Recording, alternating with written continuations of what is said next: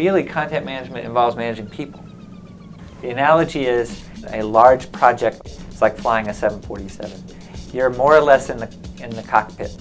You carry out your flight plan and you hopefully land the plane. That's the successful outcome that you're hoping for, right? But when you're in the tower, you become aware that there are lots of planes, all with people in them, making lots of individual decisions.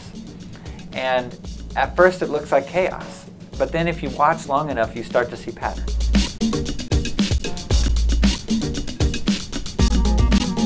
Solve common kinds of problems. And these are problems at the strategic level of how an organization writes, not just how one person gets one project done, but rather how you do lots of projects, sometimes at the same time, and get them all done on time with a high quality. So this is why we spend a lot of time in the course talking about what does a content strategy look like for a whole organization? How do you execute a content strategy? Take a drug company like Pfizer. A drug company has to do science.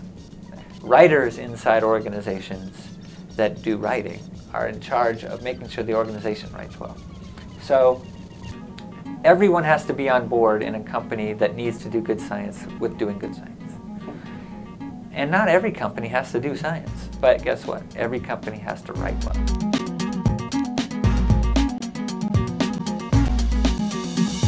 Come in with a willingness to think about this enterprise of professional writing from the tower as opposed from the cockpit. Two, I think you have to come in with a fairly good understanding of what an editorial process is inside an organization.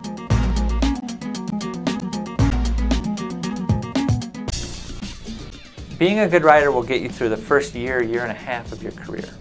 And then what? The very next thing you have to do, a year, 2 years, sometimes right away, is manage teams of people charged with producing content and getting that content into a shape where it's going to be useful.